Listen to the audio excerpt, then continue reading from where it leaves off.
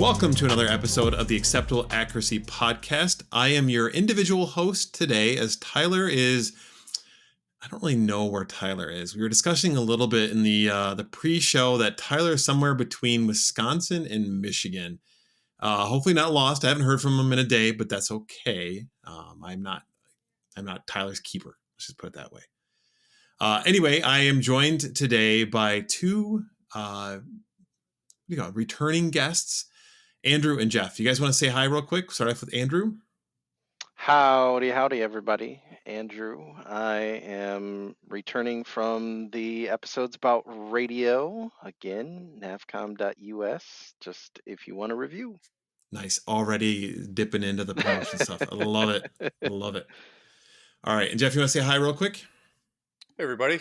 Jeff here, returning from the last year's zombie discussion, Zombie Invitational. Glad to be here. Awesome. So today's episode, we will be discussing the Wolverine 5K, specifically this year's Wolverine 5K, which is 2025. This year is the first year in, I think I did 5 years in a row, I did the Wolverine 5K personally. Unfortunately, two of my team members were unavailable for the match this year, and a few other reasons decided not to run it. But both Andrew and Jeff did the 5K this year on the same team. So I've heard a little bit about the match, not a ton, and that's kind of been intentional because I wanted to discover right along with the listeners tonight. So we're going to go on an adventure up north in Michigan, and we're going to find out what the Wolverine 5K was like this year. So real quick, for those who don't know what the Wolverine 5K is, Jeff, you want to give us a quick rundown of what the Wolverine 5K is?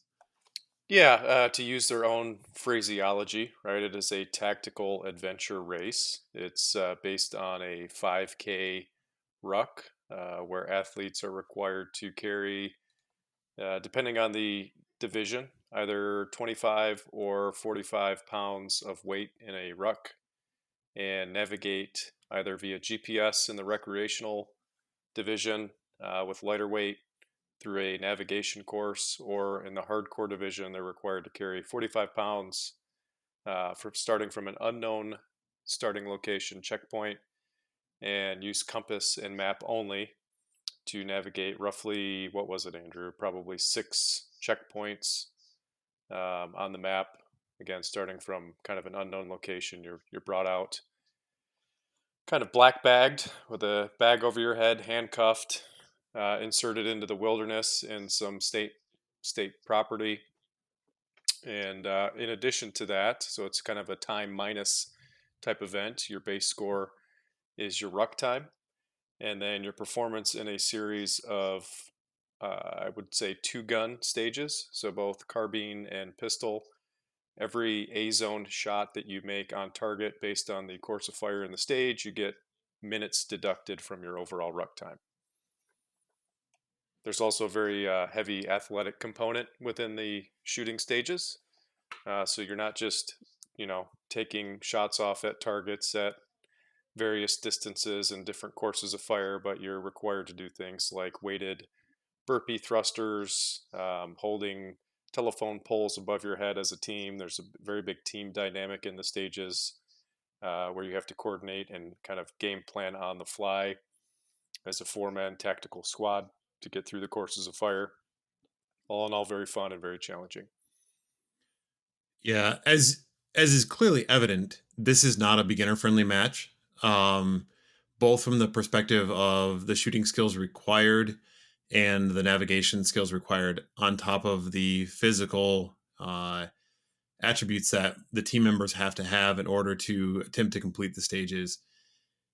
I would say that this is probably, and I think it's gotten more so over the past couple of years, is a lifestyle type match where you literally have to dedicate your time from both of a shooting skill sets and physical fitness level, and then again the navigation side of things. On top of that, in the past, and I don't know if they did that this year or not, but there were other skills that they tossed in as well too, things like lockpicking, reassembling of firearms, which is typically not overly difficult unless you don't own a specific firearm, but other things as well too, Morse code, whatnot. not overly complicated from like they're not going to give you double locked handcuffs, for example, but you do have to figure out how to unlock single lock handcuffs. And I'm sure we'll discover some of those additional skills throughout this episode as well that you had to work on. Um, so I guess my first question after what the match is for Andrew. This is the first time we've had you guys together as a team to talk about this. And obviously there's two other teammates. But Andrew, how did you guys get a team together for the Wolverine 5K? And what is that connection that draws you into this match? Oh, I love telling this story, and Jeff knows this story real well, but I'll say it here. So, 3 years ago now, I was at a friend of mine's birthday party. He's late 30s, so kind of an adult party, and this gentleman plunked down in a chair next to me, and I was smoking a cigar, and he looked at me, and I looked at him, and it was just one of those things where you're like, dude, you should not be here. You look absolutely beat to snot. And it was one of those brain disconnects from the mouth moments. And I kind of told him that I'm like, dude, you look terrible. You okay? And I offered him a cigar at the same time. And he looked at me. He's like, I like you. And he said, well, I kind of did this adventure race yesterday. And I went, okay, well, tell me more. And he goes, well, it's a tactical adventure race. And he saw my eyes light up, and I went, oh, you've got to keep talking. And then he realized that I was a friendly and not afraid of guns and stuff like that. So he opened up quite a bit about it, and I was hooked. I looked it up that night, and I went, holy smokes, I have got to find a crew to do this one way or the other. So that was the day after the let's see, that was the 2023 match. Um, and so learned about it.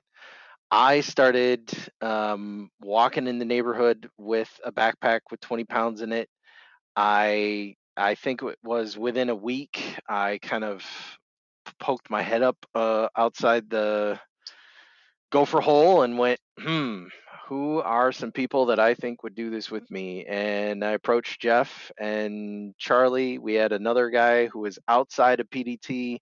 He did not work out. And then so we switched to Andy Vendriel, and here we are today, second year.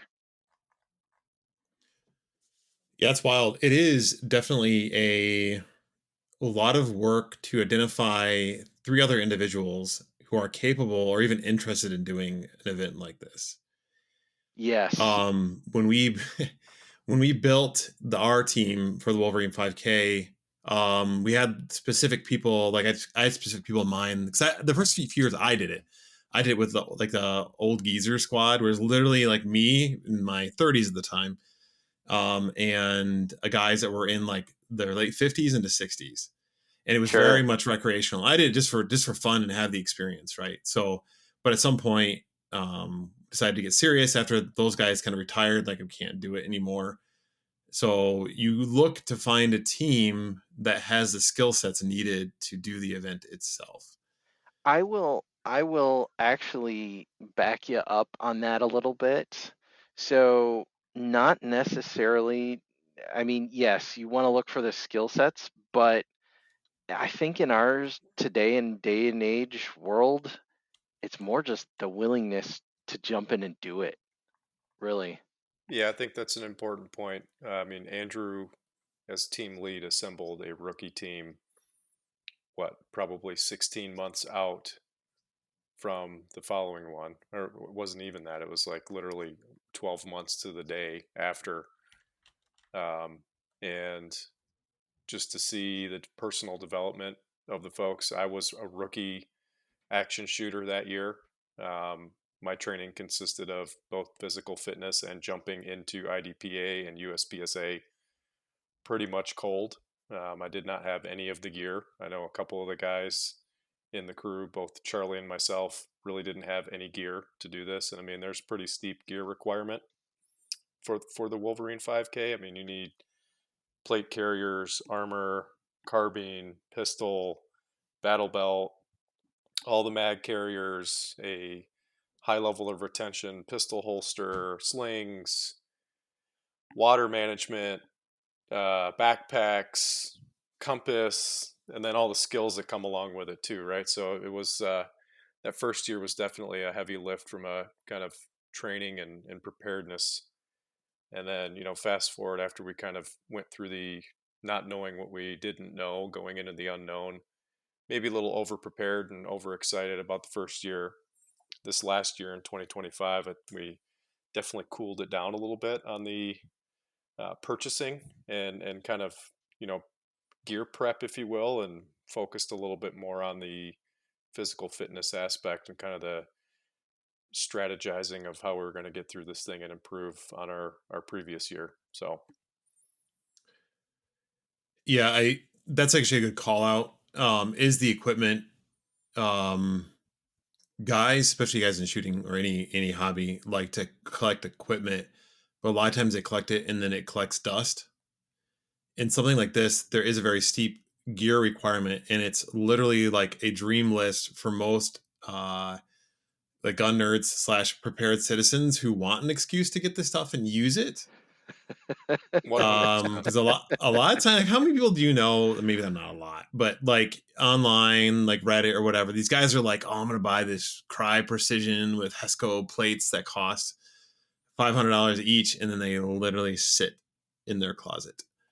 There's an opportunity to buy that stuff and then actually use it. Like, I don't know about you guys, but my gear is like still pretty like it's not disgusting, but it's like it's like dusty, it's dirty, it's got water stains on it from being out in the like snow training in the early spring. And yeah, so it's a good way to really push that gear, especially as a civilian, because none of us are going to war anytime soon here. So it's pretty So good. that's the interesting thing too, is the gear call out. When I started the team, I thought that I had a pretty good line of gear, and I quickly found out through the purchases from the rest of the team that I did not have the greatest line of gear. So, whereas everybody really jumped into it full force the first year, I've I've done some upgrading for the second year around, and that's primarily for two reasons. You kind of realize what you don't know, watching everybody else go through it, and then secondly, a lot of my gear is well used and old, and when you don't use it as much, but you've had it for the last 10 years, um, then you really start to poke your head out of the gopher hole again. No, that's a good call out too. And I think a lot of it with gear, and people will switch stuff from year to year. There's a huge, um, for me anyway, this is always how I've been, is if I'm going to buy something for an event like this that I'm going to be training in and then shooting in, it's got to be comfortable, number one. Oh my gosh, Um, yes. so a few things that I like, decisions I made pretty early on was, if you're going to be running the event, it's what, 14 pounds required all day long, on your body armor. I thought that was closer to 20, Jeff. Yeah, I think the hard requirement is your technically your armor plates need to be at 12 pounds. But you think about putting that into a plate carrier, the mags you're going to carry all day, Yeah, the you're about belt that's 20. going to be on your body, you're definitely exceeding that 20-pound mark pretty quickly. Just with even going as slick as you possibly can, which was my strategy, right? I kind of made the conscious decision to purchase based on minimizing weight and being as slick as possible. Not only for the event itself, just for weight management, but that's just, I'd rather have that than have 40 pounds of gear on me in any kind of, less than ideal world politics type situation. And definitely paid off. I know Andrew definitely made a lot of the, early purchasing snafus and had an opportunity to learn from him the first time around, right? And not just go out and buy stuff without having him already done some of the research ahead of time and then give me a head start. Yeah. Yeah, it's pretty easy to make that like weight requirement. Just again with all the stuff that you're carrying on you that are just even beyond just the plates, like the carrier itself. Whether you've got water, though I think technically that's not required in there, but the actual like water bag, all the, like the hoses and everything just kind of eventually adds up, right? So I actually run a cheap pair of ceramic plates personally, just because they are like 5 pounds I think each, and I don't worry about breaking them because they were like made in Eastern Europe somewhere, but but they're comfortable. They've got padding in them as well as the carrier, and I'm also very slick like Jeff is as well too, realizing there's a lot of different shooting positions that require you to go prone. And I know Tyler had, he probably would argue on this, but I think he actually brought it up at one point. He has got so much bulk like sticking out of him that when you go prone, you're like laying in all of these like admin pouches and stuff that you really don't need. Right. And So I think there's a phrase for that called the tactical pregnancy, but interesting. I've not heard that before, but I'm going to oh. use it next time I see Tyler. And I know That Tyler's not going to listen to this episode, so that was one of the lessons that I personally learned from year one, kind of going into the unknown, right? Year one came in, I had a hydration pouch on the back of my carrier, um, extra like double stacked mags on the front, extra pouches. Year two, I came in, I didn't carry water at all. I just relied on kind of going back to the truck and quote unquote yep. base camp, if you will, to get a drink when needed. Reduced weight quite a bit in their second year here in 2025. So definitely made more comfortable experience all around. So outside of like the tactical gear changes, did you guys make any changes to your firearms at all this year? And was there a long range like bolt gun slash like long range gas gun requirement again this year? Well, um, I did not change any of my guns. So I ran my regular Frankenstein's Arrow Precision AR that I've built, and then I ran my same Smith & Wesson M&P Gen 1. However, the big change that I made from last year to this year was I really realized that I needed to get into the red dot game with Yeah. my pistol. So I had my Gen 1 milled, put on a Holosun on that, and I love it. I've been practicing with that, and it's great. Yes. Real quick. I know what your Gen 1 is, but when you say Gen 1, what are you talking about? Oh, it's the OG Smith & Wesson M&P 9 with a 4.25-inch barrel. And it's considered Gen 1 because there's now a Gen 2 out. And to be quite honest with you, I wouldn't be surprised if any day now there's probably a Gen 3 out. So Fair enough.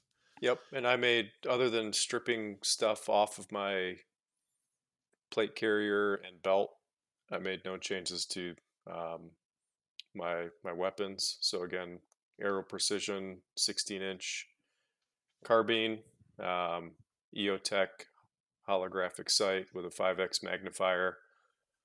As far as the pistol goes, I believe I shoot literally the same exact down to the light and red dot Smith & Wesson M&P all metal competitor that you do, and ran very well up until the very end of the day. And I don't know if we want to talk about that later or. If you want to get into it right now, I say go for it, So, because I think this well, is a gear lessons like conversation, I guess, because like you said, you trimmed down the amount of equipment you had on yourself, but then it sounds like you had a firearm yeah, so same time too. fasteners. before Oh, go ahead. Jeff, sorry, before we get into that, one of the parts of your question, Phil, was did we need a long range Yeah, gun? And we had the requirement. We ran a stage where we needed what we thought was a long gun. However, that was one of the lessons learned. So that was the stage that we ran was 3 guys with ARs engaging targets, and then 1 guy with a long gun engaging targets as well. But we're all bunched together, and then this was the Mira gas mask stage where they throw a grenade kind of in the middle of you guys. It's a gas grenade of some sort. It's probably just a flare grenade. And then everybody's supposed to don the gas masks and continue the stage as though nothing happened. And as we all know, that gets really, really tricky with gas masks. However, Andy was asking to run his long gun, which is a custom Remington 700 platform that he has really tricked out very well. But we hit an issue with that stage where the distances to targets, Jeff, correct me if I'm wrong, but it started at like 40 yards, went to 50, went to 60, and then I think ended at 70 or 80. And unfortunately, with that bolt gun, we were expecting distances of over 100 plus, which is where he was dialed in for. And so going under the required, Yeah. or the typical bolt gun distance was really a struggle. What stage or bay was this on? Was this on the 1,000 yard bay? No, this was Oh, not. okay. This was Like on, I 200 think, yard. yeah, one of the Okay. 200. Gotcha. So you were expecting like 100 out to 200 on this, and it was not. Yes, Okay. that is correct. Did And you guys? Go ahead. and the squad before us was all running ARs. Yeah. You're And like, we what the kind of, heck? well, yeah, I mean, it's that whole, I had a plan, but the fact that nobody else ran the same plan as I did means that my plan might not have been the right plan. Hmm. We realized after kind of looking at them and going, I think you're screwing up, guys, but we didn't say that out loud. And then after we ran the stage, we were like, yeah, they might have had something there. Yeah. No, it was us. Yeah. Interesting. All right, Jeff, to Yeah. you. Anyway, yes. So Jeff, what happened? What happened to your pistol? Yeah. So the facility has a it's not quite a 360 shoot house. It's 270, so you have berms on each side. You walk through what is reconfigurable solid walls through basically a like indoor CQB type scenario, and the actual stage itself involved both carbine and pistol. Heavy on the carbine, so you're taking 2 shots on targets at very close range. I had previous experience in doing that with some 2-gun matches, and definitely understood my holdover quite well, so it did well with that. Transition to pistol, and again, this was probably I think the last stage we did in the day. And I got all the way to the back of the shoot house, fired off a round in my pistol, and my red dot sheared off at the fasteners. So, and I mean, I probably missed my face. This is why you wear eye pro. Yeah. But the actual red dot probably missed my face by maybe an inch or two, flew past my right ear. The RO at the time just kind of Was it chuckled and Greg? was like, "Ah, no, yeah, it was Greg," and he was You like, know it was Greg. "Never saw Yeah, that I know it's before." Greg. And then he Yeah. just kind of stood there and looked at me, and it's like, "Okay, how are you going to proceed?"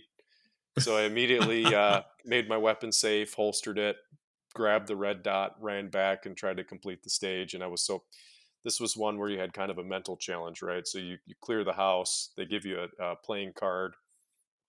You have to memorize the playing card, run through the house, find the target that has that playing card, and then read a number on the Mm-hmm. actual target itself, and then run back to the front of the house and mark the number on a white dry erase board. The entire team has to record their number to get bonus points. And I was so flustered after the dot had sheared off my gun that I just randomly wrote down a number and it was wrong. So, but yeah, that was the last one of the day. Well, at least it was the last stage of the day. I was able to take it to a gunsmith and get it fixed.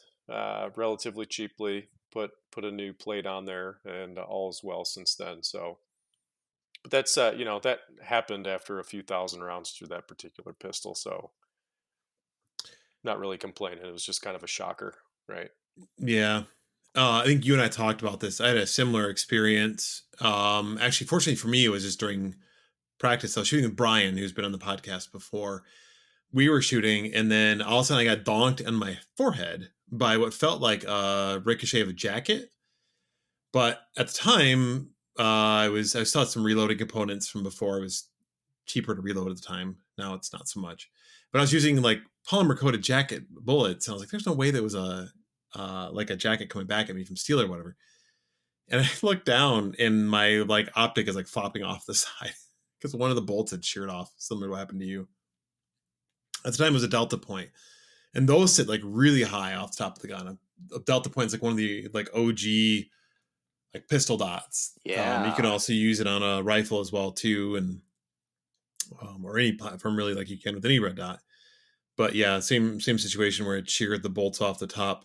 I had actually heard something recently, Jeff, and I think you and I talked about it briefly. But somebody I was talking to was saying that a lot of times firearms manufacturers, to keep prices down, will the components of the firearm may be a little bit better, but then if they're packing in bolts for the firearm, they're just like outsourcing from somewhere in China, right? As cheap as possible. Yep, And the that was metal is, me. yep. No, I had the same problem. Metal's complete trash on those. So I think you and I both actually were frustrated with the problem at the same rough time because I had another issue with the dot, and we actually bought the same metal plate because the Smith Wesson uses a plastic plate. And the nice thing about the plate we got, that actually like nestles the dot properly into on the plate itself instead of having a gap. And I think it's the front of the pistol. Yep. And then the bolts shipped with it are from that company. They're much higher quality bolts. At least that's what we're being told. Only time will tell. I know. So far, so good. I probably have 500 rounds through the current setup, so we'll see. I was gonna say in the next 1,000 rounds ish.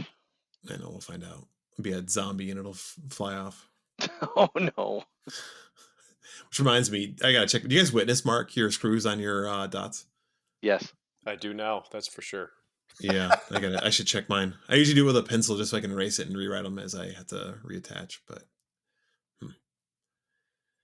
okay, so we kind of talked about like getting ready, building the squad up, the equipment that we changed out a little bit this year. We've talked in the past about the equipment required. There's a few episodes you can listen to that if you want to.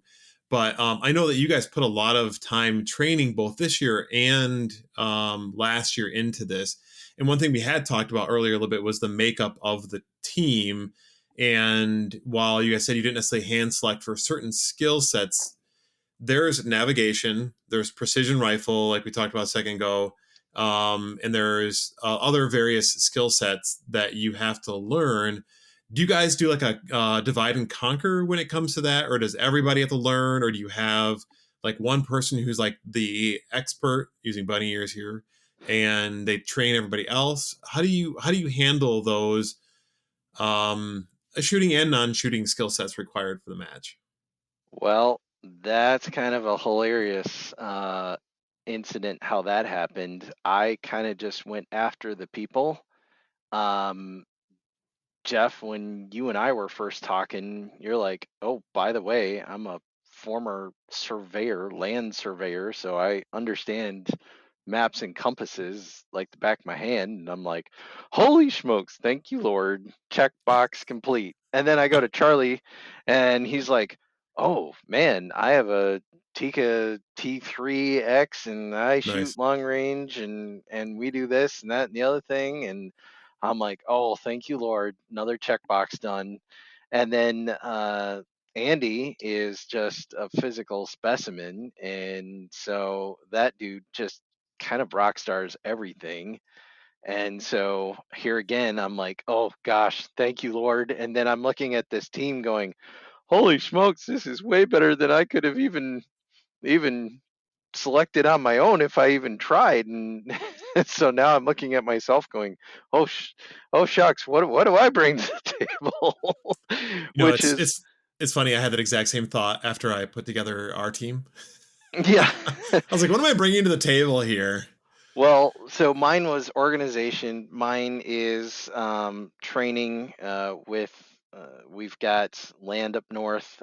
Mine is um, organization, getting everything put together and organized, and prodding, poking, and talking and coordinating and all that stuff. We got a sponsorship from People Driven Technology for our team to actually run it, and that's why our team name is People Driven uh, Tactical? Tactical. Yes, I always say PDT, and I then forget what the. I try not to say People Driven too much because I got in trouble when I first started the team, and I was saying People Driven Tactical instead of People Driven Technology on work calls, and I'm like, uh-oh, this is going south in a hurry. Oops. Yeah, so yeah, put together the team, skill sets shook out real well. And then Jeff and I really picked up and ran with the land navigation course at MTC. Um, we did that first year with Brent, or not Brent, Daryl, Daryl. Yep. first year, and that was phenomenal. Um, that just really propelled us over the finish line. I think, Jeff, I know you had great skills as it was, but I think you would say high praises for that as well. Yeah, very good course, worth the money. I think they charge a couple $100 to go up there and spend all day, and they cover every minute detail from a tactical land navigation perspective using map and compass. All the kind of tips and tricks as far as different methodologies to resection, for example, which is a big important skill to have, particularly this year. Resectioning, for those Yes. who don't know, is actually locating yourself via map and compass where when you don't know where you're at. And the big kicker this year in the competition was, they blindfold you, they handcuff you, they drive you in a beat up old Chevy Suburban at 70 miles an hour down 4 miles down a 2-track, and then handcuff you to a table and say, okay, you better not be here in 20 minutes or you're going to take a penalty. Oh, gee. So that course, even the second year, which it was, it's a repeat course. So it was not necessarily any new material, but it was a very much needed refresher.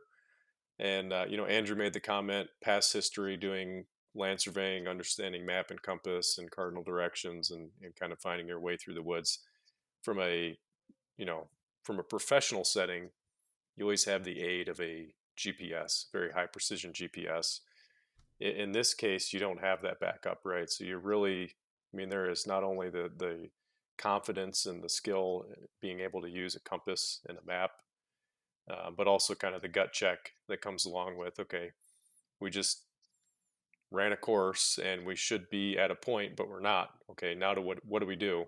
And then falling back to those skills that you've recently refreshed on to, quadrant out a particular area, spread out, fan out, um, doing things very methodically so that you're not retracing your steps or just running around in circles. I will say we definitely saw quite a few teams that had performed quite well in previous years that were Mm. literally running around in circles and asking for help as we're passing them, walking the wrong direction. Um, it was definitely a confidence builder, being able to kind of get the team where we needed to go. We did make a few, personally as Mr. Navigator, right? I'd say made a few tactical misjudgments. It didn't really, screw us per se, but it added time where we could have probably performed better in the ranking. Uh, the one in particular trying to dead reckon. So dead reckoning is basically saying, okay, we're at point A and we are going to dead reckon or straight line it to the next point. Hell or high water, doesn't matter if we're walking through thick, dense forest or crossing creeks, we're going to make a straight line, beeline right to it, versus trying to navigate a path of least resistance, maybe using a local trail system or something like that. It might add distance to your time or to your overall ruck. but it's an easier and more navigable course you can take. We made one leg between 2 points where it kind of threw us off a little bit, and we had to spend a little bit of time trying to figure out where that point was at, because we had ended up almost an entire kilometer hiking through very dense undergrowth. And that time of year, the silkworms Mm-hmm. were in full bloom, and it was in your mouth, Mm-hmm. in your eyes, in all of your gear. It was all over you, and really a mental challenge. I know Charlie's not here, but he was about ready to just throw his arms up and say, screw this. I'm done. I'm done with the silk guys. But we made it through. Um, Improved upon our ruck time overall, I think, over the first year. So I'd say it was a good success. I don't, Jeff, hold me to this one, but I don't think we really improved our ruck time because the ruck was harder. So I think first year we were 3 hours and 40 minutes, and this year we were 4 hours and 10. Dang. That's a good point. It felt like it was better. I felt Well, like we Well, yeah. yeah, exact. Well, here's another fun story that we gotta laugh at after the fact. But Jeff and I went up there again for the land nav class this year as that refresher that he said, and it was fantastic. But we got up there early on Friday, and um, so last year they sent us west or east of M66, which, if you know where MTC is on M66, as you're going north on M66, you're kind of like, oh wow, look at that Michigan Bluff. That's fantastic. And then all of a sudden it's this hard left to get into MTC, and you're like, oh shoot. We're gonna walk that. We're gonna hike that. That's where gonna be the pain and suffering of tomorrow lies. Yep. And so we made custom maps, we figured out points, we did tons and tons and tons of homework on going east of 66. So Friday night we get up there, and we immediately grabbed our stuff and got out on the trail to try to scout out as much of the area as we could Friday. And then Saturday, we basically did two 5Ks out there going east of M66 as well. And so we thought we had it in the bag. And then we get the hoods pulled off of us, and they point to this map, and they said, you're one of these four one-click circles on this map. Go figure out which one you are. So, they're being nice, but Yeah. your heart immediately hits the floor, and you're like, crap, this is west of 66. So there in and of itself, we didn't have any experience with the terrain or the trails, and we hadn't even looked west. So But understanding navigation, terrain association, I think that's what got us off to a good start, right? So 100%. we were able to, I mean, quite literally associate a creek bed that ran over a trail system Nice. and kind of form that as our starting point. When we had Once we gotten had that, back, we were off to the races. yeah, once we'd gotten back to the MTC facility, some of the ROs were like, yeah, we went out there, we dropped 5 or 6 crews of guys off, and there were the same 2 or 3 teams that were just lost. Like they were lost at the start point. Okay. So this is a navigation tactical race first and foremost, right? The shooting part comes second. Performing well across the entire format, both shooting and ruck, is going to win it for you. But they definitely had a focus, especially I think more so this year, on being able to navigate from that unknown location. Yeah, I'm glad you called that out, because I will say that the Wolverine 5K has changed its focus from maybe a little bit more leaning to shooting stages to more navigation and physicality than it has in the past. Well, I will Felt that agree way. with you. Yeah, I will agree with you 100% on that. Just from the 2 years that Right. we've run it. I mean, so the first year we ran it, we were watching their intelligence page, which they slow drip info to you on and give you stages and skill sets that you need.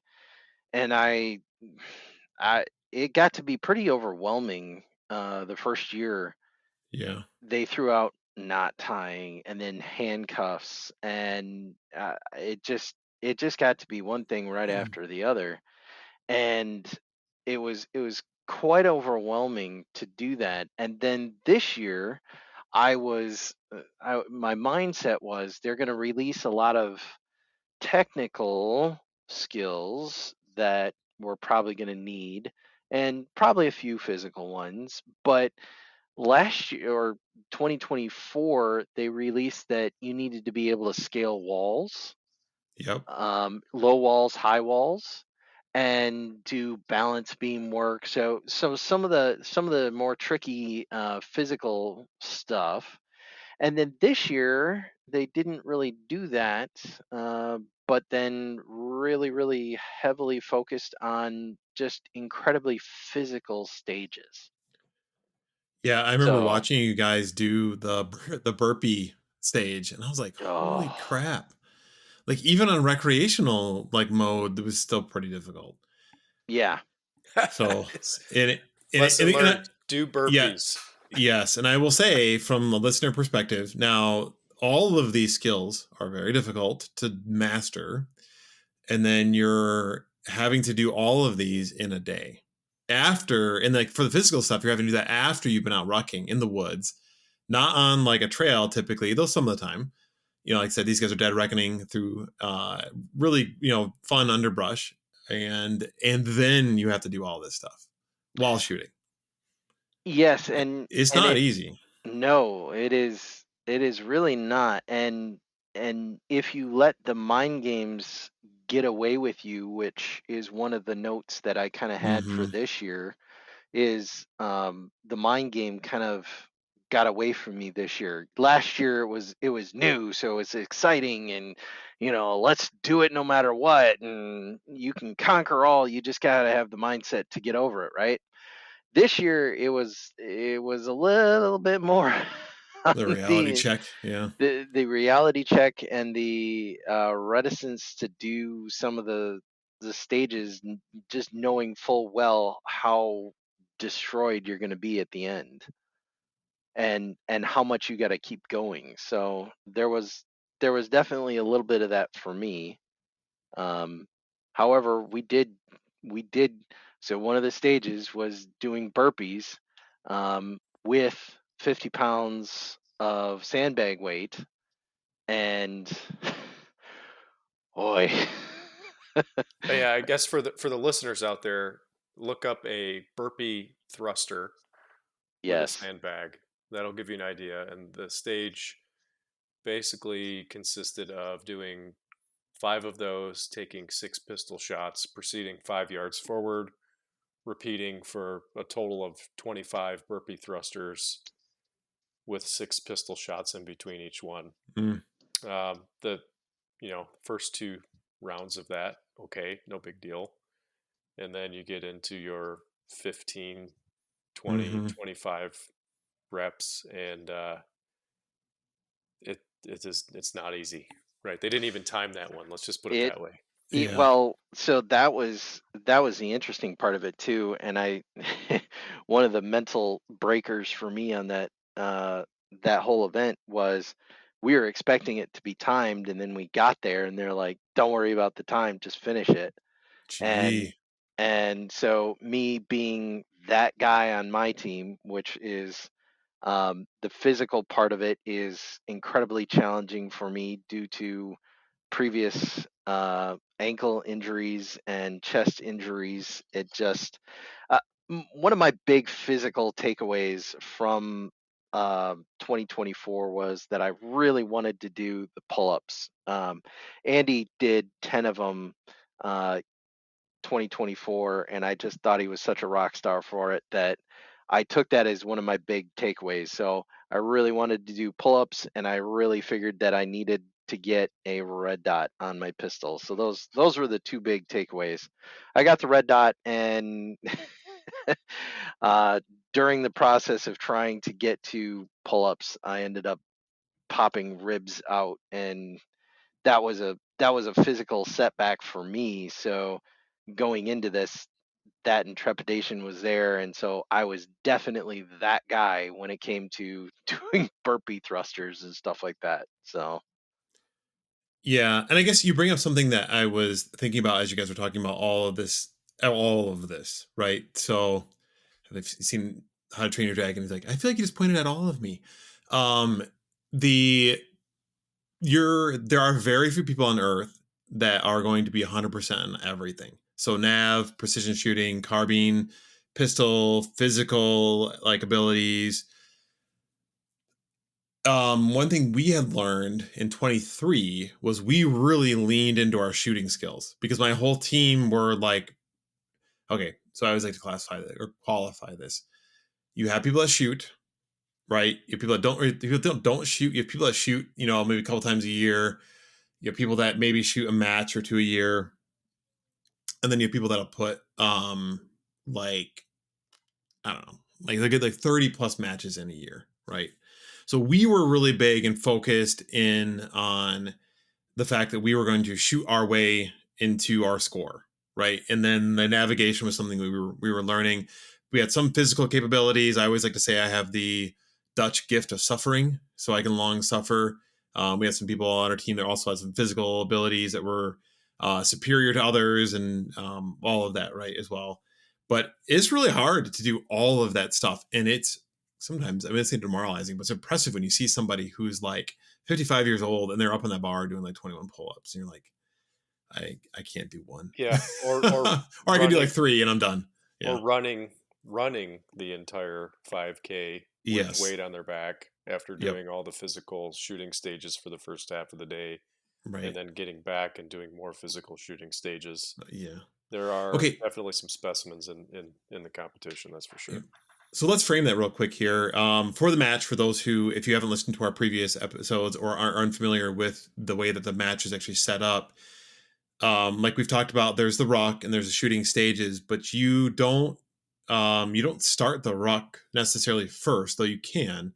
But there is like a schedule of which obviously they drop you off. There's only so many people they can put in the truck and drive and drop off in the middle of nowhere at certain intervals, right? So they have to do the interval part. Now, so I'm assuming you guys shot and then did the ruck and then shot again stages. So stages, ruck stages, is that correct? Yep. I Okay, think we had a more favorable interval as far as being sent out to the ruck. We were an hour later this year. nice. I believe Yep. we kicked off at 11:50. Last year we were at 10:50. So given uh, it, negative. So last year we were at 11:50, and this year we were at 12:50. okay, yep. So I Okay. was an hour off, but we had a later one either way, and Yeah. that gave us an extra hour to shoot stages in the morning. Bright-eyed, bushy-tailed, ready to go. Yep. And we actually, I think that's the overall improvement in our score was the ability to get, I think, two more stages in overall for the day. Um, Andrew, keep me honest on that one. I think we did Yeah. two more than we did last year. Yep, we did. 11 stages this year again or 10? All 11. Yep. Okay. Wow. Yep, they were able to get enough volunteers at the last minute. Um, they were threatening that they were going to drop stages because they didn't have enough volunteers, but last minute things pulled together. So Sure. I It's felt a the lot. I felt the flow for the stages was a lot better than it was last year too. Yeah, Yeah. that's worth mentioning. So this year, again, last year was our rookie year, so we have small sample size to compare it to. But last year seemed very disjointed. It was a little off kilter from the organization standpoint. This year they made some changes to the flow of the event. I think that was a significant improvement, even just doing 2 years, right? So they had the concept of a frago, for example. So this is like an optional side mission, side quest that you can go do to get extra points, and some of them are navigating, so you can navigate to an extra point versus the minimum required points that you have to, and then do a challenge like picking a lock on a strong box and then recording the information that's in the box, or carrying the American flag, going to a separate point, carrying the American flag all the way back to camp, um, burning a communist flag by lighting it, for example, with like a ferro rod and a knife. They moved a lot of those to the actual facility instead of out into the field.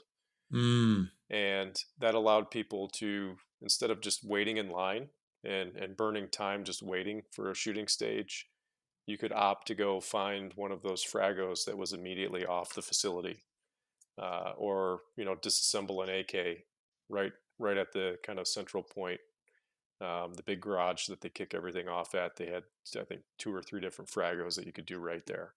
Yep. So that helped getting extra points, and then it also helped the event flow much better. Um, I think, what else was an improvement? Did they Well, add more time into the shooting day this year around? no, Nope. I Mm. think they decreased it. So it Again? kicked, well, so last year, it ended about 5:30, and then Yeah. if you remember, it started just torrential pouring rain. I think it was about 5:30. Mm-hmm. So stuff shut down at 5:30, and this time it was done by 5. Wow. What time did you start shooting? 9? Yes, we were right on the dot at 9. That's tough. So for those who are keeping track at home, you guys are out on the course of navigation course for 4.5 hours roughly, right? 4:20, something like that, I think you guys said. Yeah. Yep, 4 hours and 10 minutes. So 10 minutes, yeah. we found out as well. So here we are, we're out on the trail, and we're like, oh, hey, do you guys remember when we get disqualified by? Mm. And so we hoofed it back, and again, that guy in the team just about killed himself trying to get back. But we pulled in, I think it was 2 minutes before 4:59. cutoff. Yeah. Yeah. Yeah, right before cutoff. So Dang. That's crazy. Like, wait, what, for before cutoff for the match itself or before cutoff for. Yeah, that would my make sense because you guys left at 12 something. So yeah, yeah, yeah. Wow. So you did all of your shooting stages prior to the ruck then? correct, Yeah, we got correct. a couple of And Interesting. fragos in afterwards. They Sure. had, disassemble an AK and things Yep. like that. We turned in our course card. That's something that hasn't been mentioned yet, but every Yeah. point you find in the field, there's Morse code and tap code and some type of image of a, Soviet era Russian military vehicle or Yep. aircraft. And you have to basically fill out an intel card as part of that for additional points. And that's definitely, would say, one of Andrew's strong points. That was his well, responsibility, and you did very good at that. I will say that is.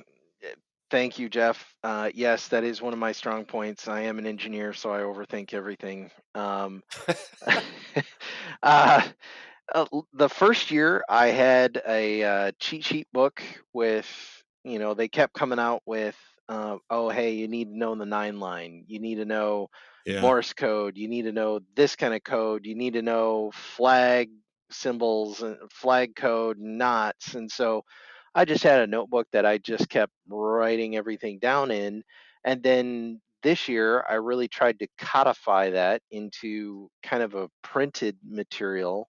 Um, However, something to note, um, I'm a radio guy as well, so Morse code is really not foreign to me at all. I've done Morse code on the radio. I'm not great at it. I'm not the 20 to 30 words per minute proficiency that everybody kind of looks for and thinks that all the radio geeks know how to do, but at the same time, I can definitely decode a message. However, something to point out is we have not made the points each year for decoding the codes. So I must have screwed something up both years. That's slightly demoralizing too, because you spend all that time recording the information down, and you get one thing wrong, and there goes your points. So, Yes. yeah. And I think Yes. it came down to like a single letter or something like that, right? Yeah, it really must have. Yep. I wonder, and actually, because I think we lost our points in that too. I wonder if he actually intentionally puts a spelling mistake in the code itself, so that people are like, "No, I'm reading this, and it should be this way," and then they correct it, but it's I actually spelled wrong. I wonder if he does that. I had that thought last year. I have had the exact same thought, and Yeah, because you make a mistake and you overthink it, and you're like, really, yeah, how, yeah, where could I have gone wrong? Where did I go off the rails? And that is one of those things that you start second guessing yeah. yourself on, especially even in the field. You're Oh yeah, exhausted when you hit a checkpoint, and you're trying to get down liquids and frog fuel and say hi to everybody who's around you, and then be quiet because you're trying to do OPSEC, and it's quite a bit more difficult than one would think. okay. Obviously for our listeners, this is a ton. This is not, like I said, that's why I think I listened. I said at the beginning, this is like a lifestyle match, Yes. one that you're planning for, right? So we've talked a lot about the navigation, the other skill sets required, physicality required. There is this is a shooting competition as well. Yep. Um, I'm going to ask each of you to kind of, we talked about the burpee stage, but you guys got 6 stages done this year, is that right? Yes. I'm gonna have each one of you like do a quick run through of your favorite stage of the day. Starting Andrew? with Jeff. Jeff, Okay, go for it. I'll go. We'll let Jeff start. I enjoyed a little tongue in cheek here. I enjoyed the carbine pistol stage. The requirement was basically stand at a colored cone while the remainder of your team holds up a section of a telephone Mm, pole. You run to a colored coded pylon or cone in the grass, like one of those soccer cones, and you shoot targets of that color. Um, I found that one very entertaining and interesting because there's an element of kind of the tactics of cycling your team in and out. mm-hmm. So not any team member can shoot twice in a row. So you have to plan kind of on the fly who's going next and what's happening. You can't repeat shoot at a particular pylon. So any cone that's visited, you can't go back to it and shoot. And then your round capacity is limited. So I think Andrew, keep me honest here, but I think each member was allowed 2 carbine mags of 3 rounds each and 2 pistol mags of 3 rounds each. Hmm. And it was time limited. So there's a part time on it. You could try to run through as many as you could. Every time you ran to a cone, there was either 1 cone or 2 cones. And based on the number of cones, that's how many 3-round groups that you could take. And slightly colorblind guy over here, I'm like Oh telling everybody no. ahead of time, I'm like, I need to take the blue ones because those are the only ones that I can see in the grass. Like, well played. Yeah, I think we did okay on that one. We timed out, but we did I think a little bit above average on the score on that particular one. And then also Nice. being the shortest guy in the group, I did not Yep. have to carry the lion's share of the telephone pole at all. So that was a very enjoyable one for me. Was the telephone pole this year as heavy as the telephone pole last year? No, You it guys do was that stage? well, again, shortest guy, but Yeah. I actually had to like do a shoulder press and hold it up above my head with my arms up and not just rest it on my Ooh. shoulder. Oh, you could rest on your shoulder though. You could. Like, Yes. okay, that's different because in the past you had to have it full on over your head. Well, so that was the interesting thing that I wanted to call out about that stage that probably changed from last year. So we didn't do it our first year, 2024, but we decided to do it this year. And one of the reasons is between shooters. So you had to lift it up when the shooter left or when the shooter came back.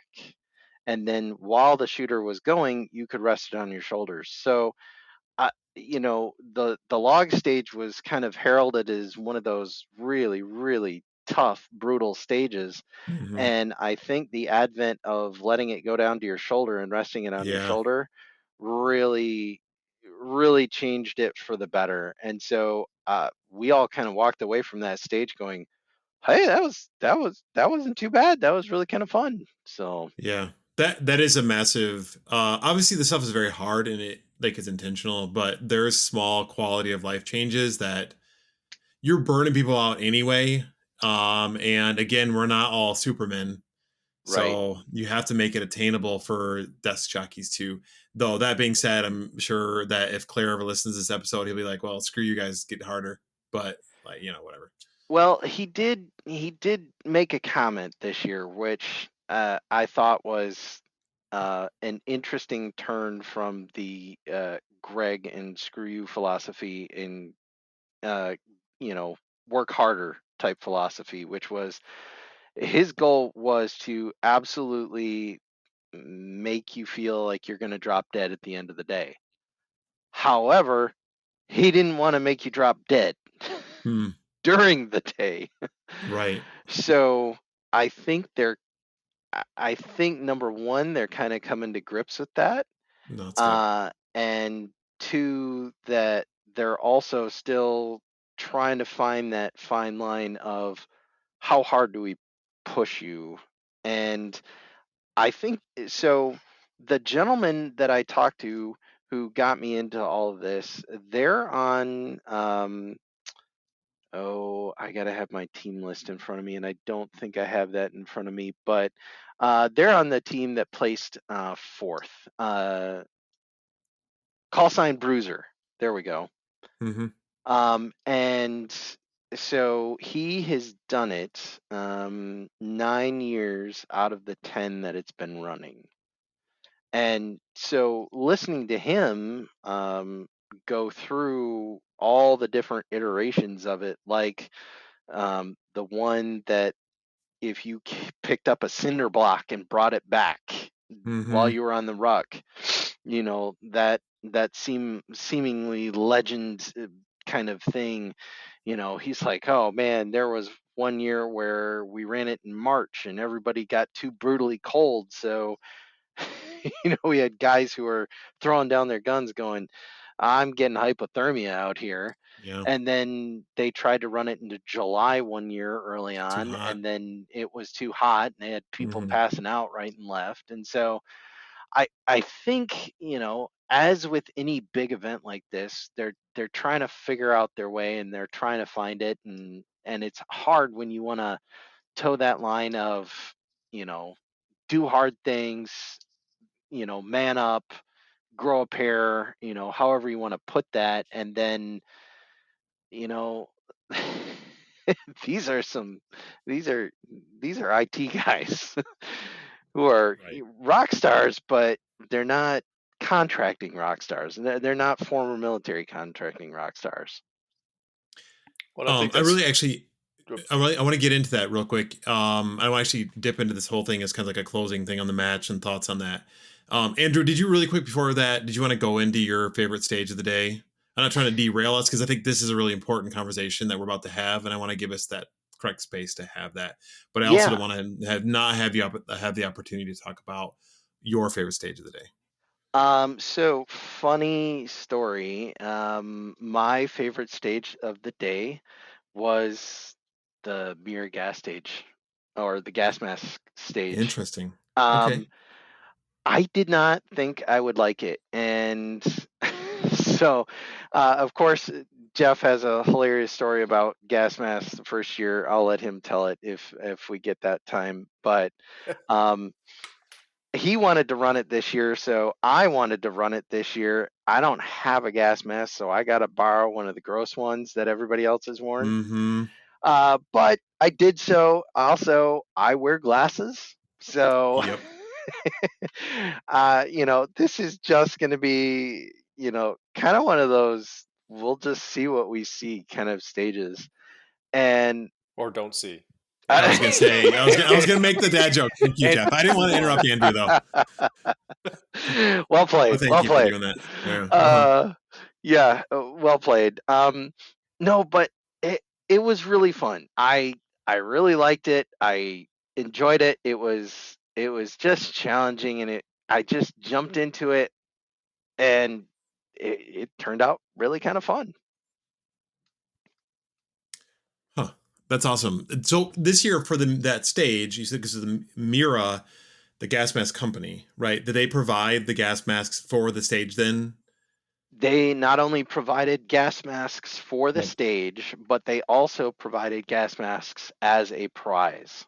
Gotcha. Which is for the stage itself is a massive improvement because in the past, like Andrew's talking about, the gas masks that they have are like the really old like Cold War type that are really beat up and gross and disgusting and Oh have like just man. the eye holes, and it's like you said, if you have glasses, good luck. And like Yeah. sometimes like you get a mask and your mask will have a functional filter, sometimes it doesn't have a functional filter, sometimes it fits your face, sometimes it doesn't. So it's nice that they had a sponsor for some actual proper masks this time around. And the Um, Miro ones, at least the ones that I'm familiar with, they have the ones that have either the large like plastic visor in the front, or they have like the holes. Do they? Which ones do they have for you guys? They have large both. visors. Yep. Okay, which Yes, makes it they do. easier for glasses. Yeah. Yes, they had both. Well, when it comes to the glasses just they gotta come off. Otherwise, Mm, it's gonna mangle them. Number hmm. one. Oh, interesting. Number two, it's you're never gonna get a proper fit and lock on your gas mask. So Right. Hmm. that's why, being a engineer of the four-eyed variant, um, I that's one of my things on my list. I'm not sure with the dad budget if I'll get there, but actually getting a Mira safety gas mask with the included um, lens insert that I can get done prescription would Hmm. be just a fantastic play. I didn't know they did that. They do, they do. I guess it makes sense. Yeah, another topic for another day. But I'm Oh curious yeah. how the military handles this whole thing. Okay, so appreciate the insights in the favorite stages. I want to get back into the match, like end of match thoughts, right? And I know I derail this. I don't want to lose the opportunity for you to talk about the stages. Um, Again, this is the 10th year for this match. Then is what Yes. you're saying? Okay, Yep. so obviously they've been doing this for a while. The concept of the Wolverine 5K, it being based on Red Dawn, has been consistent along the match since the start, right? The Yes. sounds like the I did 5 of the last 6 of them, not doing this year. Um, the flavor has changed from year to year. I did rec because I was with an older team. I don't remember it being so physically demanding. They definitely had some physically demanding stages, but they weren't nearly as difficult as the ones the past like 3 years, even I would say. Right. I think that's actually why a lot of the people that I was on the team with before stopped because it was getting to be too physically demanding. They couldn't handle it anymore. Obviously, the rucks have become more challenging. The years of the canoe is always a lot easier. If you have great canoeing skills, you're going to do really well, which we did our year that we did the canoes. Um, but it sounds like they're walking back a little bit, maybe some of the physical needs, even though it sounds like it was really challenging. Like, Mm, do you think they were more attainable for desk jockeys like ourselves? Because again, not all of us are out there, busting down doors over in Afghanistan. Oh, not Afghanistan anymore, but like we're not overseas kicking down doors and spending half our day lifting weights, right? We have day jobs, we have right. kids, and we want to be able to do this. Do you feel like this year was more attainable than last year's?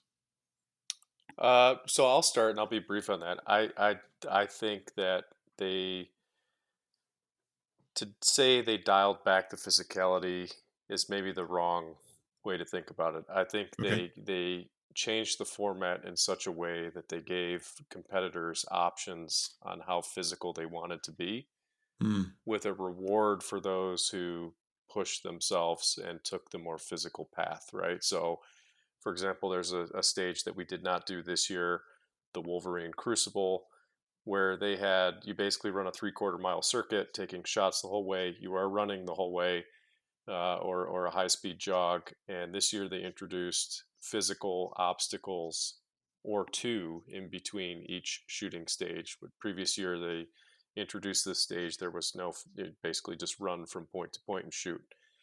Um, those folks who opted to do that definitely were rewarded with some of the highest points deducted from their overall ruck time by doing that particular course. Interesting. Okay. So there's that. I think the terrain in particular on the west side of M66 was much more brutal than on the east side. A lot more large hills and bluffs, to use Andrew's terminology, than there is on the east side, and the trail system is a little bit lacking on that side as well. So you're either going to go significantly further if you opt to do the trail system, or you're going to dead reckon through the woods, and it's pretty thick, dense undergrowth. But to that point, we opted to take maybe kind of the mid-level physicality option, right? So we did some of the courses like the one with the power pole, the burpees, and then opted to do some of the, which really more technical and less physical stages, and kind of combine those, right? And overall scored a little bit higher because we were able to do more. So they definitely up the physical element, but you don't have to do all those to perform better. The ruck was definitely more physical and more mentally challenging. So better for your typical desk jockey to just jump into compared to the previous year that I did it. I would say equivalent or maybe a little bit harder. Yep. From the ruck perspective or overall physically Overall. more difficult? Yep. Okay.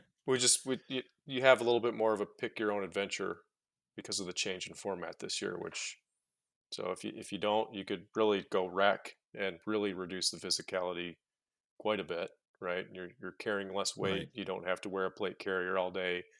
A lot of the stages took a weight requirement out of it if you're doing recreational versus hardcore.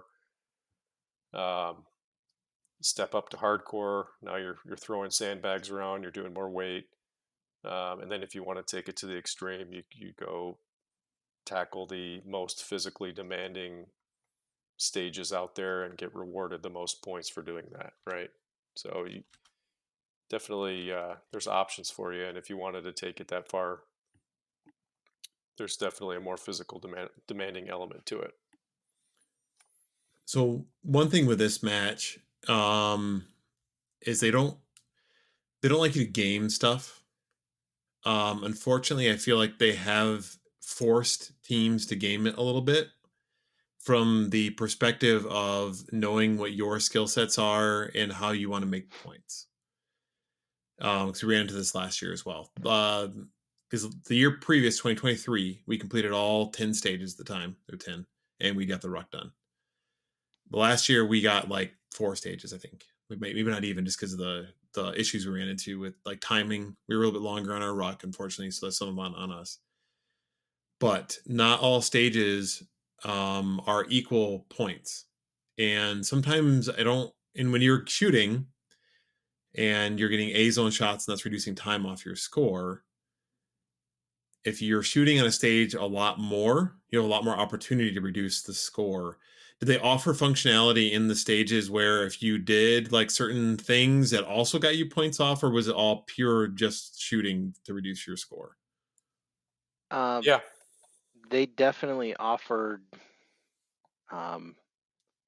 extracurricular activities. So, for a quick example, one of the stages was the vehicle stage, where you had to be driven down into the stage, exit, engage targets, and then go render medical aid and get a comrade or spy or whatever kind of story they wanted to come up with for a medical dummy into the vehicle that you came in on and exit the field. If you just engage targets and did it that way, great. You got some pretty solid points. However, if you actually, within the time allotted, were able to accomplish the medical triage and get the medical dummy, which FYI was not light, back into the vehicle, there were some considerable, I think it was like 15 to 20 extra points. Yep, So and those, points wise, just as a reminder, those are minutes off of your time, Right. right? So that's Yep. pretty that was significant. that would have been very considerable. So that sounds like an improvement over years past because I'm trying to remember if they've ever done. I think it's all been pure points deducted based on shooting, or like if you had to stick like a knife or something. Like if you stuck it, then you got points. It was all about the like accuracy side of things. Yeah. I'm trying to remember last year. So it sounds like an improvement in that regard because the issue you run into is like if you go for the long range stages, there's usually a little bit less shooting in those, and there's Yeah. not as many points to be made, right? Versus a shorter, like closer up stage, just because the stage is going to typically run faster and have Yep. more targets available to you, there's an opportunity to get a lot more shots off, which reduces your score. So again, there is no other match that's like this. So I do understand that from Claire's perspective, it's really difficult to try to make things like fair. And a lot of people just throw fair out the window, right? Yeah. However, there are prizes and there are rankings involved. Anytime you do that, you have to be really careful with that stuff. And I will tell you that organized sports like USPSA, which this is not, they do a lot of hard work to make sure that competitive equity is like a thing, right? Whereas like Yeah. it's near impossible for a 5K to do this. But the thing that drives me crazy, and I will say this, is that if you're going to set up a match, you should never have a match set up where it is impossible for everyone to finish the stages. That is the biggest thing that burned me last year, and as you can tell, I'm still pissed about it. Because in that case, you don't give the opportunity for everyone to match points with everyone else. That's a challenge. Yeah, I don't For know. me anyway. Did any team finish all the stages this year? No. And same with last year. Yep. Same with last year. However, Yep. I will say this, and I sort of agree with you, and I definitely know where you're coming from on that. One of the big takeaways that I had from this year, 2025, was we just got to run harder at it. And by running harder at it, I mean pre-planning. So simple thing, I did not load up all my mags. Jeff, I think you loaded up a significant amount of your mags prior, but there's such a thing as parking lot time. And Oh yeah. I think if we reduce parking lot time next year and we just go hardcore and really try to tackle as many stages as possible, that we have a chance at making top 10.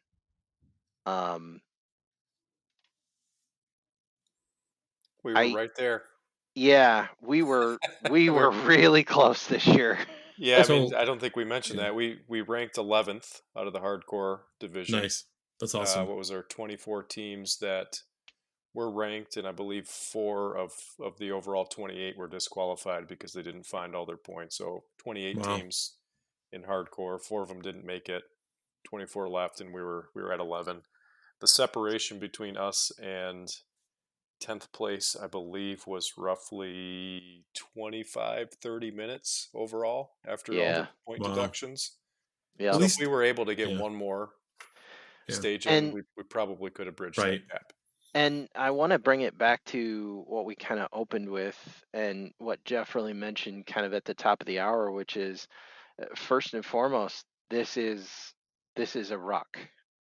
This is a 5K state, event. It's not necessarily a shooting event. And so one of the interesting things that we kind of kicked ourselves on coming out of it was, um, so 2024 there was a Frago called Rice Krispies, I believe. Jeff, correct me if I'm wrong. It's like Yeah, olives and Rice Krispies. olives and Rice Yes, Krispies. Yeah, olives and Rice Krispies. And so that was at kind of the furthest point of the ruck, the hardcore ruck, and it was significantly up a bluff, and we skipped it year number one. But what they did was they put it, I think everything was in like 100 to 150 yards of the actual spot, and they kind of did olives and Rice Krispies again, and that was one of those fragos. But if we completed it, which there was no requirement to ruck, there seemingly was no requirement to even run armor, so we could have stripped down Mm, and done it. That would have given us 60 extra points if we'd have mastered it, mm, which I think, okay, because I absolutely think my team are rock stars. I think we have one of the better navigators in the entire event. And I think we could have rock starred it. And so again, this year we didn't do it. But looking at that, that would have propelled us if we had gotten it, and let's say we got 50 points, it would have propelled us to easily 6th or 7th place. So there Yeah, is there that was a is big change this year, and they gave you all of those points at the beginning of the day, right? So all that time we could have spent 10, 15 minutes right at the beginning of the morning mapping that out. Then anytime we had free time, just go as a group, go find it, get the points. You didn't have to do them all. You could do individual, micro checkpoints, if you will, right out of MTC, come back, run a stage. So that was definitely a tactical snafu on our part, but lessons learned, right? yeah. On to next yeah. year. And again, I appreciate that they did that and they changed that a little bit. And that does add, some additional, choose your adventure part of it as well too. Um, but again, going back to and I don't want to like belabor this point or keep digging into it. Um, a lot of these matches that do run and gun stuff, uh, everybody completes the whole run and then the stages. Now, granted, this is a rock, like you said, it's a rock. I understand that. Yep. But when you make it impossible to finish all the stages, then that's kind of why I get like, I sort of think I'm like maybe something needs to change a little bit so that you can complete the whole thing. So And honestly, like, and this is where the point where it comes up and people say, well, run your own freaking match. Well, I will tell you, 2028, we are planning on running a match and we're going to do that exact same thing. So, I I again, I really agree with you. However, one of the big takeaways and one of the big thought provoking points that I've really sat with quite a bit and really thought upon now that I'm in my early 40s is, if I don't, my whole motto in my 40s is do hard things. That's that's what my 40s have come to. That's where I absolutely love it. It's a gift that I was given by the good Lord above to really go after these hard things, do hard things. So without something like the mhm. Wolverine 5K, um, I don't have any reason to really pursue those very, very difficult things. I don't have any reason to start me running 5Ks at night with 50 pounds of weight on my back and the cops pulling me over in East Grand Rapids thinking I'm a crazy person, which is what I am. Well, you are, yes. So, Yes, which is what I well, am. But anybody doing that race is a crazy person. So, yeah, exactly. But you know, that's that's what really propels me forward. And whether it be the Wolverine 5K or whether it be that impossible-esque type of event, um, I think that that's needed in men's lives to propel them forward, to propel them into better health and better physicality, and being able to work with stress and dissipate stress and be better dads and to show our kiddos a better way to live. So for me, doing this Wolverine 5K is not necessarily just a shooting event, which is fantastic to me, but it's also that almost religious experience type event that we're getting guys together to do hard stuff like this. And for some reason, the good Lord's blessed me with 3 other guys who are as crazy as I am. And so we're going to do it together. So it, it, it removes it from being as much of a 100% shooting type of event and into this is more of a life event that propels me to do hard things and then challenges me to keep doing hard things with other guys. So Yeah, and I think you hit on why I wanted to do this episode, even though I may be salty from last year, is to your point, and I love ending our discussion on the match for this, is if you don't have those hard goals, for some people just go out and they'll exercise and do whatever, and they love that stuff. But for some of us who need a goal to shoot for, pun intended, the doing things like the Wolverine 5K are what gets you your butt up off the couch and go do hard stuff, right? Because anybody, well, mostly anybody, as long as you have basic mobility, you can go out and shoot a USPSA match, right? There's not a lot of physicality involved in a USPSA match until you're picking the stages up after the end of the day, right? right, There's not. Like you right. can really, like anybody that we have people that shoot USPSA and it's fantastic because you can shoot USPSA, IDPA, Steel Challenge. You can shoot that well into your late 60s, right? And some people even do in their 70s. It's Oh awesome, yeah, and it gets them outside, right? It's great sport, 100%. and people who are physically fit are going to usually do a little bit better. However, it's not going to get you off the couch and really work your butt, because I know like Jeff, and I'll let Jeff kind of talk about this in a second, did a ton of like hit training in preparation for this to get in shape for the whole thing. So, and personally, knowing that I wasn't going to be able to do the Wolverine 5K this year, I picked up to do the Badger Trekker to force myself to get out and run, right? It's the old adage of go run and so you don't die, right? Yes. So, yeah, anyway, so that's kind of motivated me in that direction. And I've actually started looking at other matches as well that are team matches that require physicality of a different style, like as well, right? So people want to do like the 5K, which requires all around physicality, right? Or for those that want to run, there's an option to go out there and do a team event. I actually found one recently, which we'll talk about in a future episode here. But it's again, and then to your point, it's doing it with other guys that are like-minded in a world where everybody is trying to get down on you and trying to beat up men for being masculine and doing masculine things. My high horse here, but it's nice to be able to do that and have that like camaraderie with other people, right? And it's something that guys miss in the society. And as a result, I think that you get people that have mental issues as you know, young and into older adults as well. So having this again, physicality, something to focus on from a physical perspective, something to focus on from a social perspective, and something to focus on from a martial skill perspective is huge. So that's why we do these episodes, and that's why we do the Acceptable Accuracy podcast, and why we encourage everybody to get out there. With that, Jeff, I'm curious what your kind of closing thoughts are on the match, and kind of if you want to hit on like the hit training that you did with your wife in preparation for this. You took a route that is a little bit different than other people, but I think your your goals were the same as both Andrew and I. Very much so.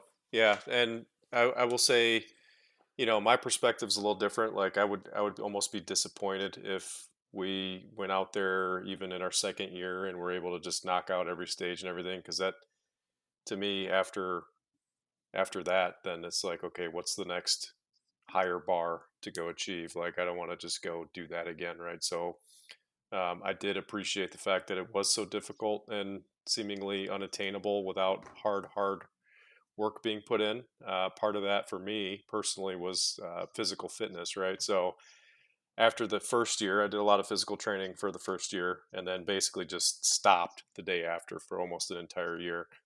Uh, my wife started doing some high intensity training at a local fitness club. Basically, just made the ask like, "Hey, you should do this. It'll be good for preparation for for the events that you're doing, and all around good health." Started attending, I think on average, probably about 4 days a week for the better part of, at this point now, 8 months, but leading up to the Wolverine and probably about a 5 month stint. really hitting it hard, and it was really shocking the increase in performance and just overall stamina and ability to just kind of hang. Right, I know towards the end of the ruck there, we really had to like run in to try to hit our time, Hmm. and I still had a lot of gas in the jets at the end of the day, and based on what I remember from the first year, I wouldn't have been able to do that without all that preparation and physical training. So, still at it this year. Kind of the big lesson learned for me is don't stop. Right, it would be a lot better next year if I had over 16, 17 months of hit training in before I go into the Wolverine, instead of trying to do it for 5, 6 months at a time and then taking a quote unquote bulking season off to just get lazy and, you know, kind of sedentary, if you will. So, going to keep that up. That was a big lesson learned for me. And it's not just something to improve your, capabilities in an event like this. It's just an all around great health decision. Right. So, anybody who's contemplating going out doing that, physical fitness aspect, you'll get better at shooting. You'll get better at being able to have the stamina to go do the ruck. You'll be able to lift more over your head and hold it up over your head for a longer time. You'll be in a more positive mindset because you're not so exhausted, motivating your team members. So it was a good change, I think, overall lifestyle change for me. So definitely could recommend that to anybody. Well, that's awesome. And again, like we talked about, it's the motivator of, trying to make self-improvement, but having a goal behind it, which is, again, a motivator for a lot of people, myself included, in the same way. So I guess last question before we go into our dad advice. Are you guys going to do it again next year if you can get in? The Wolverine 5K, that is. Yeah. Hey, 100%. they announced a winter one, the Winter Wolverine. I might do that one solo. Yeah, I almost got sucked into a team for that one. I had to say no, though. Yeah, awesome. So you guys will do it again next year and go for that top 10 finish. I think you guys continue to make improvements every year. As long as you don't suffer any major setbacks, I think you guys will be able to attain that. Unless they introduce something completely off the wall. Don't put it past them. I know they're due a canoe year though. They were doing it every other for a little while. Well, for I guess only for 3 years they did. But anyway, they thought about they've talked about bringing it back every year. So we'll see if they do that next year or not. Yeah. Hopefully we'll get our team back in. We'll see. I've got one guy who is still pretty pissed about the whole thing from last year, so he may not be back. But we'll have that conversation as we get closer. Maybe as they announce some more stuff around that. So. On that, then, let's go ahead and close out with some dad advice. Andrew, I'm going to start off with you. Oh boy. Do hard things. It's the motto of my 40s. Kind of like I said before. It propels you into spiritual realms. It propels you into physical realms. It makes you a better person. It gives you a lot of self-awareness of both your flaws and how you're getting better. It helps you manage that stress, which for some of us with young families can get to be a lot. It helps you propel you through difficult events in life. It boils what is important in your life down to what it really should be, which is God, family, country, and do hard things. I like it. That's I think a good title for this episode. Do hard things. Yeah, I'm gonna right? put it in the description. It's gonna be in there. I got to make sure I put it down. There we go. All right, Jeff. What is your fatherly advice for our listeners? This one's for my son here, and I've been holding on to this one for a while, a little tongue in cheek, but never date a girl that pays her rent in ones.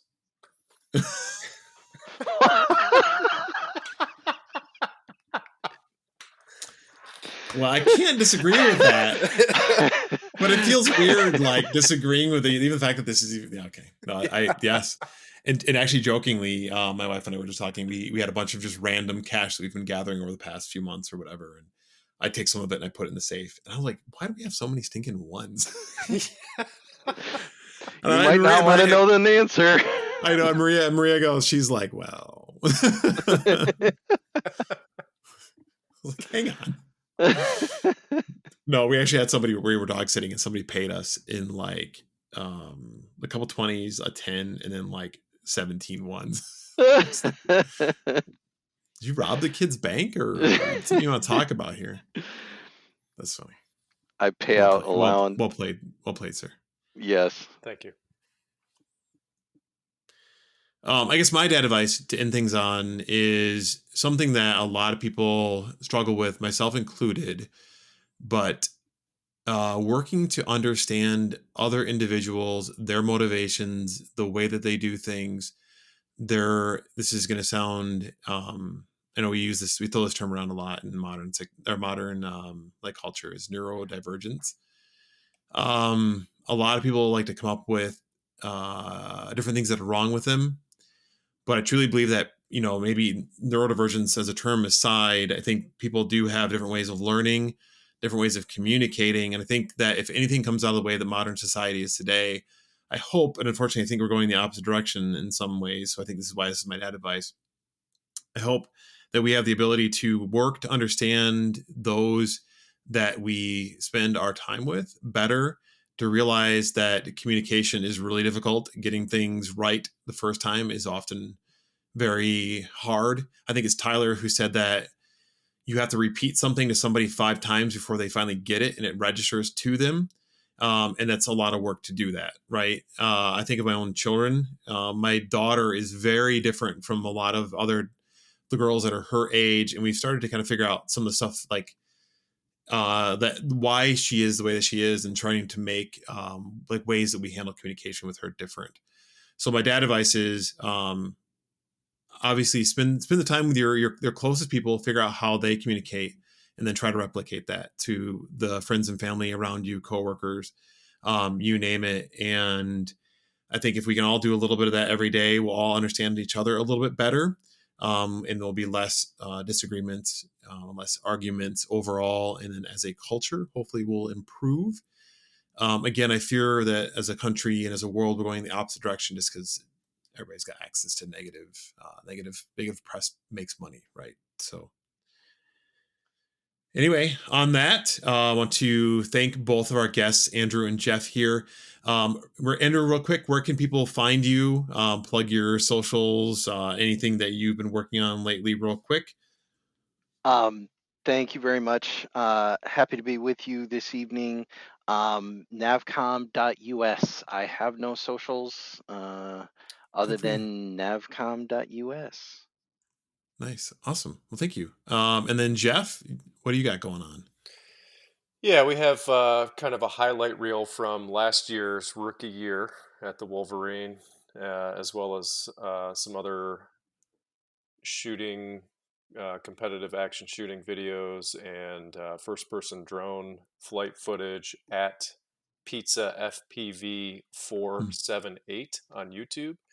And probably here within the next week, we'll be posting this year's compilation video for the most current event. So go check that out. That's at Pizza FPV 478 on YouTube. I like that you guys put the compliment.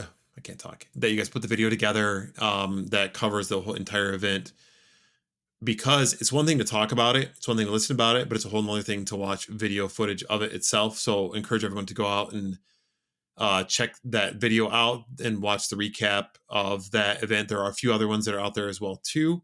If you're interested in the Wolverine 5K, is run by the Marksmanship Training Center in Michigan. Feel free to check them out. They are running the winter event, like Jeff was saying earlier. And then, of course, their summer Wolverine 5K as well. There are plenty of other run and guns out there. There's actually like a global list. If you just Google run and gun shooting matches, there's a website out there that somebody that runs the run and gun brand name actually keeps, but they also include other running guns on it as well. So look for a match in your area. Most places in the United States have something going on, so you can find it. The Midwest is a little bit light, though that is starting to improve with things like the Wolverine 5K, the Badger Trekker, as an example. And then in 2028, our match that we're working on as well.